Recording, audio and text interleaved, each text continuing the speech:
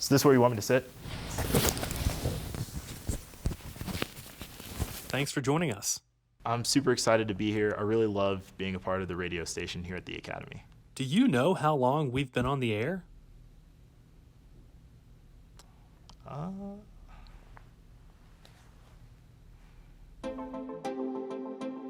Hello, this is Tom Mayberry here at the festivities preceding the official grand opening of the Cadet radio station, KAFA.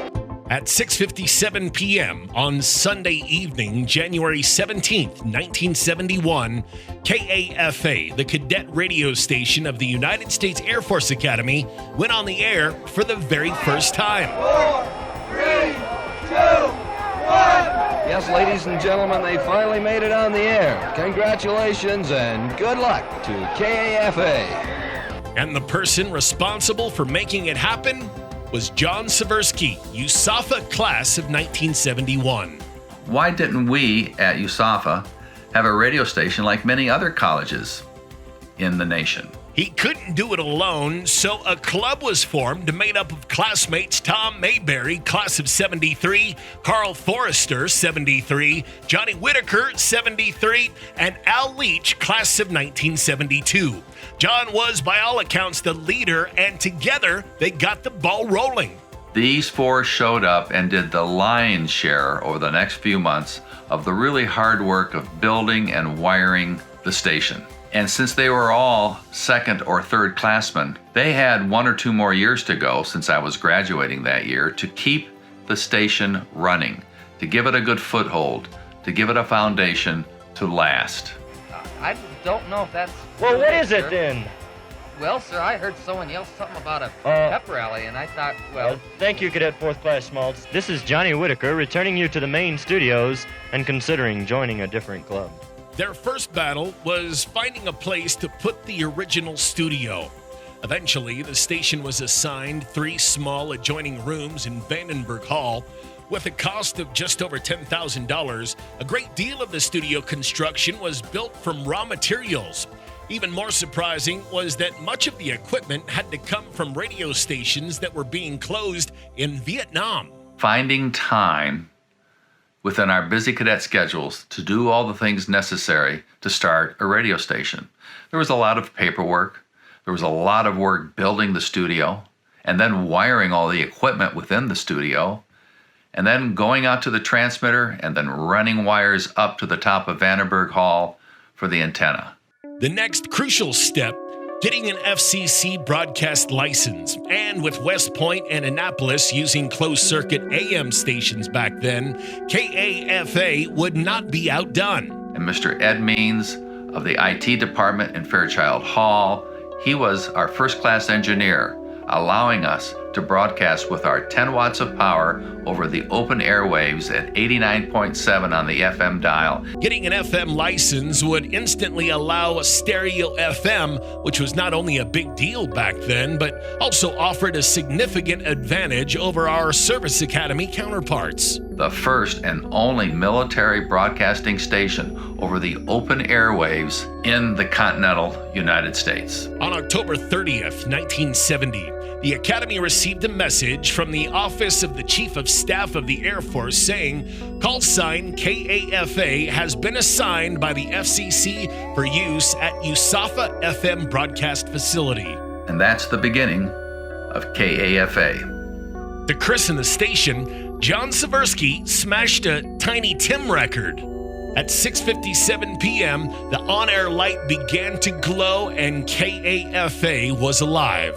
Let me see, is the red wire connected to TB1 or is it TB2? No, that's the 600 ohm output, so I can't go in there.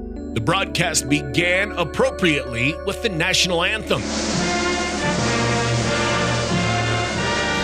The very first rock song to be played on KAFA Remember what we said and done was Sweet Judy Blue Eyes by Crosby, Stills, and Nash.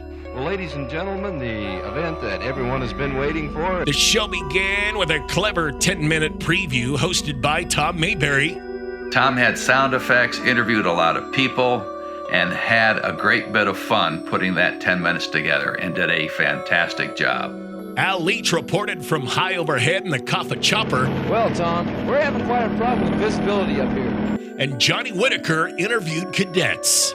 Cadet Smalls, just what is it about KAFA that makes you so eager to hear the station on the air? The newly formed radio station staff also worked diligently to become part of the Academy community. Yeah, I first got involved in KFA just because I love music so much. I grew up with it. It's all like a big part of my life. I just wanted chance to listen to music, and it was really the only way you could do that without breaking cadet regulations. Music's always been so important to me. And when I came to the academy, I went to the prep school. I was a prep school cadet, and that was the first time I'd moved away from home. And I remember there was a time between lunch and when we went down to the athletic fields I was supposed to be, doing my homework, but I would put on my headphones and I would lay on the room on my floor and I would just listen to music for 20 minutes. Over the years, the radio station has had to move its frequency from 89.7 to 104.3, then 104.5, and now 97.7. The station went off the air for a short time in the 80s, but has broadcast continuously since restarting on February 13th, 1989. But for me, it was really an escape. It was kind of a chance to get away from the all-consuming pressure of being a cadet. I mean, there's so much going on as a cadet, and you can kind of really get bogged down in it. And I kind of found KAFA, for me personally, it was an oasis. So on Friday nights, we would go into the radio station and we would play our music and we would talk a little bit between. But my favorite part was that this is before social media, right? The internet is brand new. I had my first email address. And so the radio station was our way to connect with a community outside the Air Force Academy. KAFA has certainly undergone a few changes over the decades to include a new location and a new name of 97.7 The Academy. The station has also recently included video newscasts and podcasting, but is still largely as the Founding Fathers dreamed and designed it. Being part of this club has been a really important part of my cadet career because it's that creative expression that we don't get a lot here at the Academy. There's a lot of focus on school and on STEM and just focusing on your studies, that having that outlet has been essential for me. I feel like it's important that our cadets and our leaders be critical thinkers, but also creative thinkers. 97.7 has had such an impact in my life. Like that radio show, the Academy, the entire station has really taught me how to interact and to refine my communication skills. It remains true to its original mission of informing and entertaining listeners while providing cadets with an opportunity to build self-confidence in public speaking, encourage creative thinking, and continue to build leaders of character.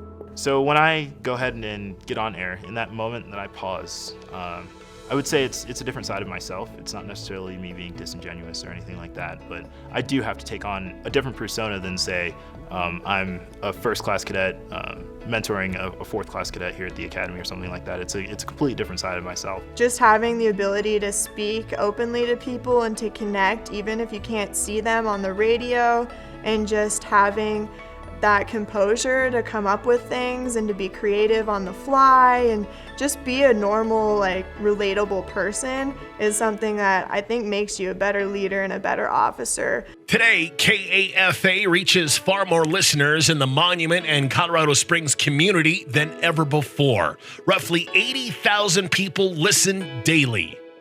Yeah, it honestly blows my mind how many people can listen to the radio station here. So when I'm in there recording, it's just this other weird experience where you're just in there, you have to choose your words, but you also know you're connecting with this audience that can be international. Radio is so powerful because you get to touch people, right? You get to have contact with people that you otherwise wouldn't be able to. That was the magic of our radio show back as a 4 degree and as a 3 degree, is that I was reaching people and contacting people, and they were reciprocating and contacting us that I never would have had that chance. We had no smartphones, we barely had internet.